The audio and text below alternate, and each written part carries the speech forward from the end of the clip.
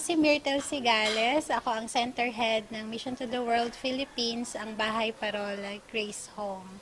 Ang Bahay Parola ay nag-i-exist for 14 years na, and our ministry is to demonstrate the love of Jesus through holistic ministries for children at risk, specifically for street children.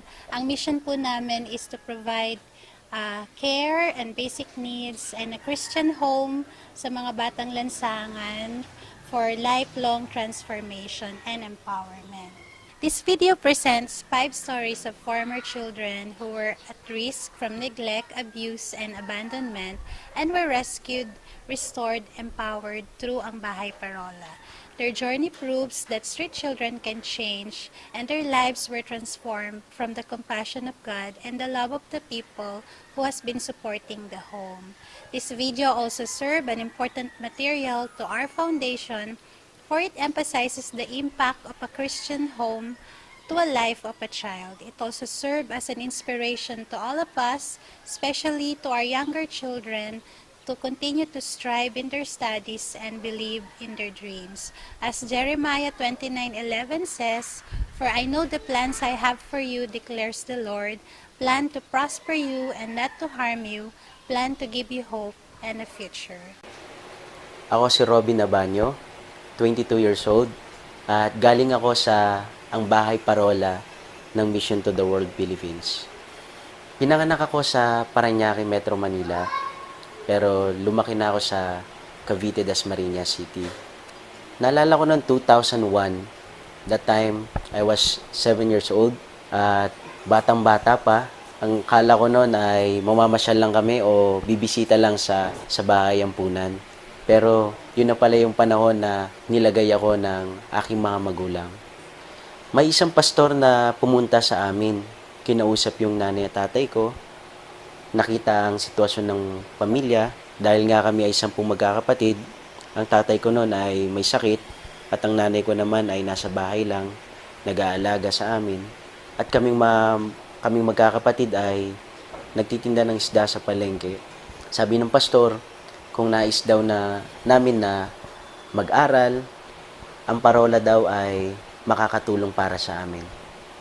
Ako po si Marvin Evangelista, 20 years old na. Ang pinanggalingan ko ay sa Bahay Parola. Pinanganak ako dito sa Dasma, pero dahil nga lumipat kami agad sa Ungos, Real, Infanta, Quezon. Naalala ko noon, di ko malilimutan yung pinapalo kami ng tiyuhin namin. Doon ko yung naranasan maglayas. Natuto ako doon maglayas kasi dahil na rin sa pang-apilila sa amin, pamamalot, pang-abuso.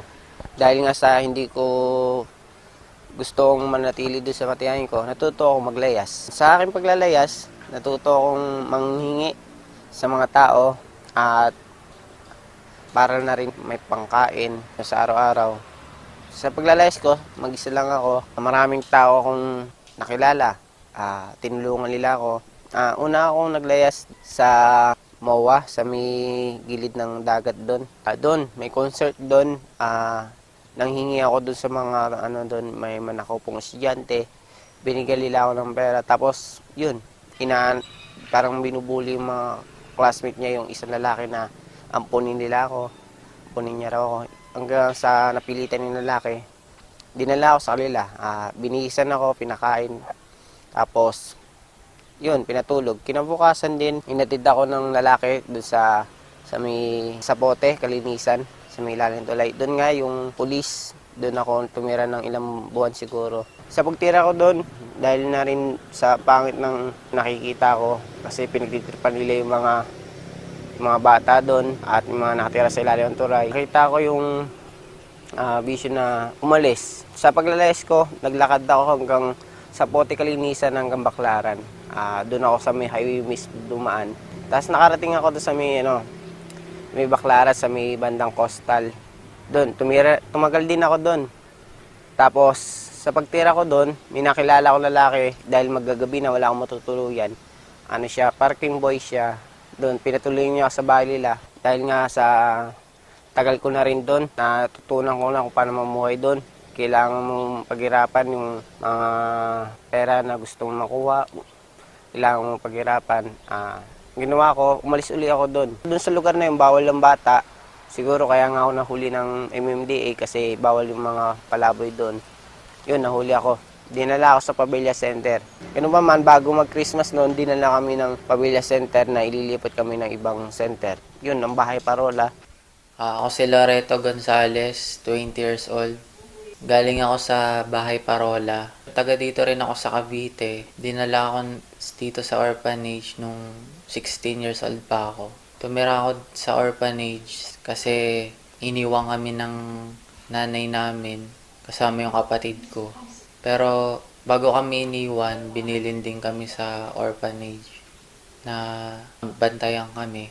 Yung nanay namin, nag-iwan lang sa amin ng 300 para daw pangkain lang namin. Nung iniwan kami ng nanay namin, syempre bilang panganay, di ko alam kung ano yung gagawin ko. Di ko alam kung paano kami mabubuhay. Una, nagre-rent lang kami.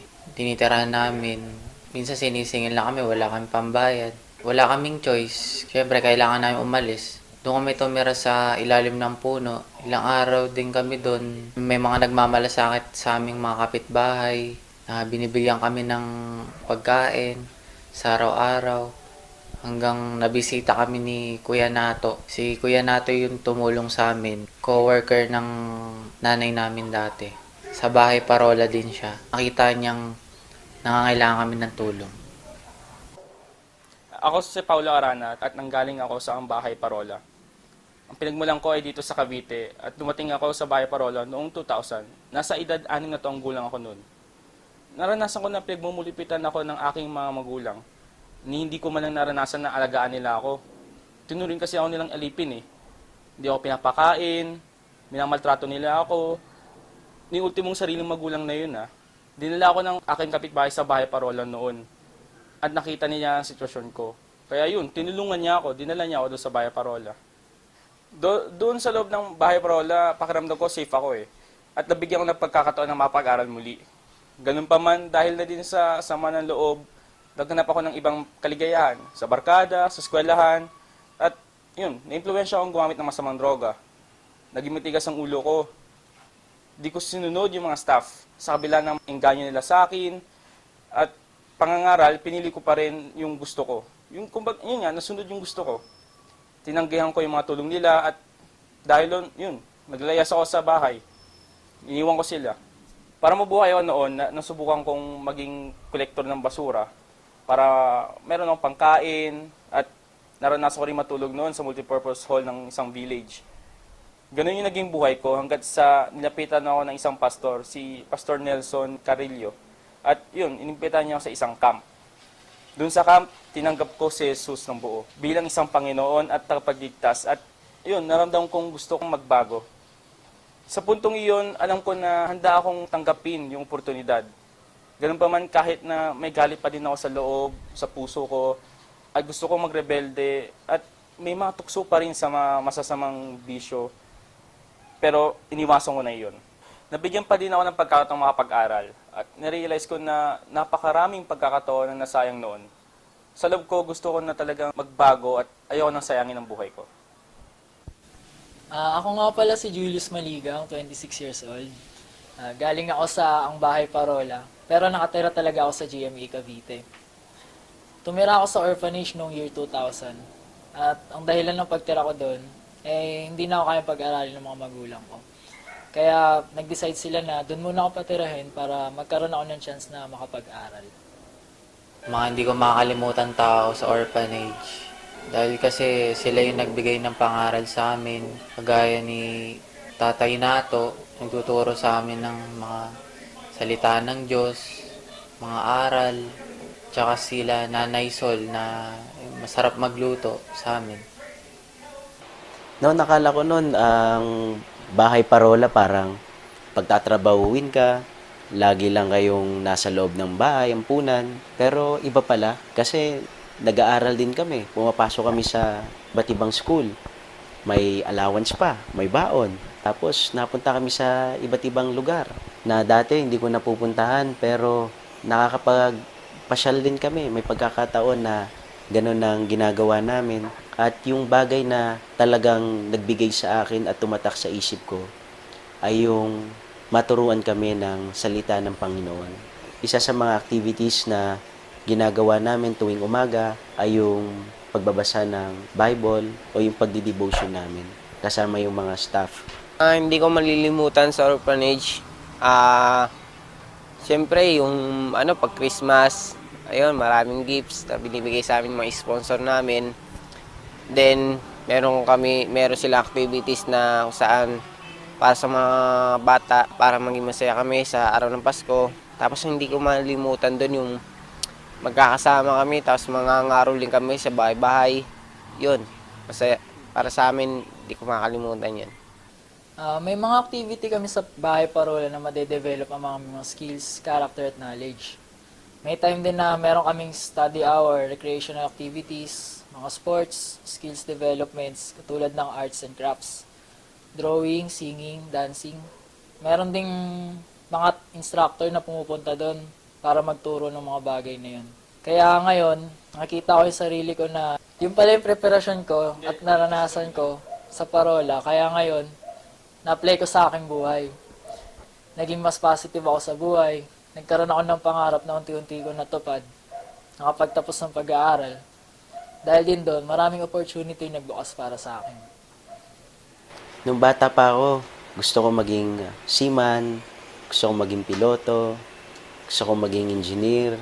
Kasi niniwala ko noon na yun yung bagay na makakatulong sa akin at sa aking pamilya para mairaos ko na sa kahirapan ng aming buhay.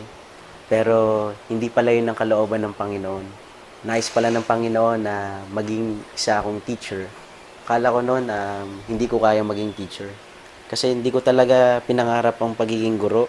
Wala talaga sa vocabulary ko yung maging teacher. Unang-una kasi parang hindi ako malapit sa mga bata. Mabilis akong magalit o uminit ang ulo ko kapag maingay. Tapos pag maraming mga bata, parang hindi ko kayang i-control.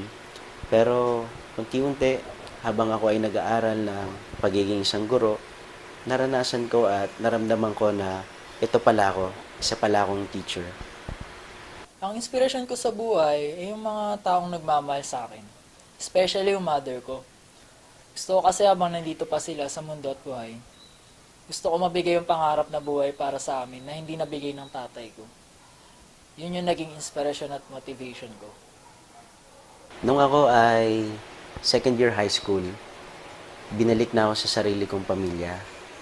Kasi nung panahon na yon ay marami ring mga bata na nangangailangan na makapag-aral.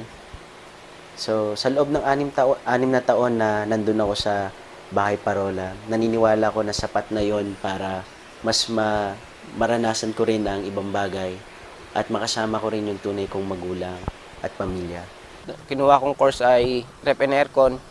Ngayon, pinili ko ngayon na maging isang technician, aircon technician. Gusto kong masterin to. Tapos, sa gayon, pag na-master ko yun, magkakaroon ng opportunity na makakuha ng magandang trabaho sa ibang bansa. Yun.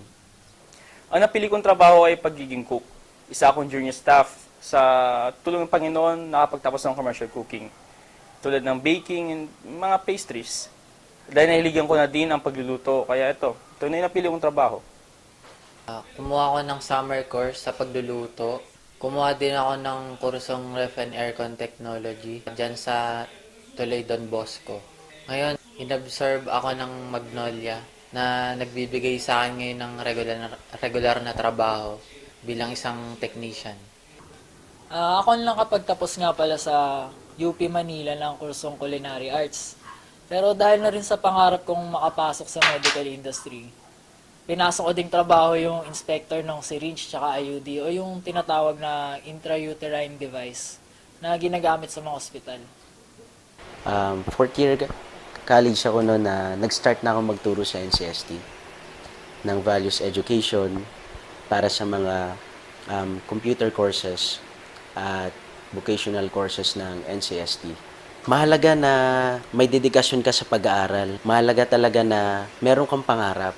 Unang-una, yun talaga yung dapat na meron ka. May pangarap ka na gusto mong makamit sa buhay mo.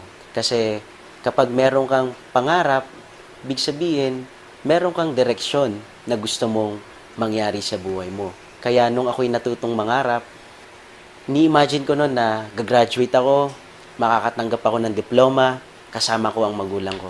Pero merong bonus na binigay pa sa akin si Lord. Kasi nung graduate po ako ng Bachelor of Science in Christian Education sa PTS, Presbyterian Theological Seminary, hindi ko inaasahan na ako ay magtatapos ng may karangalan bilang isang cum laude. Malaking pasasalamat ko kasi yung bagay na paghihirap mo sa pag-aaral mo, hindi mo inaasahan, yun pala yung magiging resulta ng lahat ng ito. Sabi ko, okay naman sa akin kung makakatapos lang ako. Pero itong bonus na to na binigay ni Lord, malaking bagay ito para sa akin. Gaya ng trabaho ngayon na sa aircon, iba-ibang lugar pupunta namin. May Maynila, may Cavite, may Laguna, yun, may Santa Rosa, may iba-ibang lugar. Ang pinakamasaya doon, yung makasama ko yung mga katrabaho ko na masaya kasama at nakakatuwa sila kasi binibigyan kanila ng inspirasyon na pag-usayan mo kasi habang bata pa raw, may pagkakataon ka pa para pakita yung galing mo. Kasi pagdating ng araw na baka matanda ka na, saka mo lang papakita yung galing mo, baka maging huli na. Bukod sa trabaho ko, ang pinagkakabalaan ko ay ang pag-volunteer sa Philippine Ministry kung saan nagluluto at nagpapakain kami. Active din ako sa church and nagsiserve din ako sa music ministry. Ngayong nakapagtapos na ako ng pag-aaral, syempre may pangarap pa akong gusto abutin eh. Gusto ko pang maging psychiatrist para makatulong na rin ako dun sa mga batang katulad ko na tumira din sa orphanage. Sa stage ko ngayon na bilang isang independent, masasabi ko na meron akong oras na pwede kong ibigay at resources na pwede kong itulong at skills na pwede kong ibahagi. Ngayon na nakatapos ka ng pag-aaral, meron kang trabaho, at ngayon nagpapasalamat din ako kasi meron akong sarili kong bahay na mauuwian ko, may privacy na magagawa ko kung gusto kong magpahinga, kung gusto kong mag-aral, gusto kong kung anong pwede kong gawin na makakatulong para sa akin. Naniniwala ko na ito'y blessing ng Panginoon. At malaking pagpapala kasi hindi ko inaasahan na sa edad kong ito ay mararanasan ko na yung bagay na ganito. At papasalamat din ako kasi sabi ko noon sa eroplano, balang araw masasakyan ko rin siya libre. Grinant ng Panginoon yung prayer kong noon. First time kong mag-trip, plane trip sa Davao. Yun, nasundan na hanggang sa Cebu, Leyte, Tacloban, ibang mga probinsya, maging sa ibang bansa tulad ng Singapore at Malaysia na na-experience ko rin yun. Na kala ko hindi mangyayari, walang ganong imposible lang. Pero meron pala. Nakita ko yung power of dreams and hope na kailangan nating ilagay sa puso at isipan natin. Nagpapasalamat ako sa Diyos, sa mga taong nagmahal at sumuporta sa akin dahil sa kanila, unti-unti kong naiiwasan yung mga bisyo ko. At yun nga, natutunan ko na ding patawarin yung mga magulang ko at natutunan ko sa buhay na kahit napakadaming tao ang gustong tumulong sa iyo, sa kalagayan mo, sa sitwasyon mo, kung hindi ka naman handa sa pagbabago, wala din, masasayang lang opportunity na mga dumarating sa iyo. Sa mga bata na ngayon ay nasa bahay parola, ini-encourage ko kayo na patuloy kang mangarap sa buhay mo. Patuloy kang magpakatatag na kahit malayo ka sa tunay mong mahal sa buhay, naniniwala ko na magiging maayos din ang buhay mo. At pahalagan mo kung anong meron tayo. Kung titingnan nga natin, di ba, dyan sa orphanage, meron tayong pagkain, may damit, nakakapag-aral. Pero ang ibang mga bata sa kalye, hindi nila rin kasama kanilang mga mahal sa buhay, hindi sila nakakapag-aral, nanlilimos, walang tinutulugan. Kaya sa simpleng bagay na meron ka ngayon, maliit man yan, matuto kang ipagpasalamat yan at unti-unti mas mararanasan mo pa ang tagumpay sa buhay. Siyempre mahalaga rin na patuloy tayong magtiwala sa Panginoon, higit sa lahat. At sundin natin ang kalooban ng Diyos para sa atin. Mahalaga na ina-apply natin yung mga natutunan natin sa bahay parola. At gusto kong i-quote yung sinabi sa Proverbs 3 verse 5, "Trust in the Lord with all your heart and lean not in your own understanding. In all your ways, acknowledge Him, and He will make your path straight. Huwag tayong magtiwala sa sarili nating karunungan kasi minsan nagkakamali tayo sa mga desisyon na ginagawa natin. Pero once na pinag-pray natin sa Panginoon, yung bagay na gusto nating mangyari sa buhay natin, naniniwala ko na sasagutin ng Panginoon ito at idadako niya tayo sa lugar na nais niya para sa atin. Buhay na maganda, maayos, at magandang kinabukasan.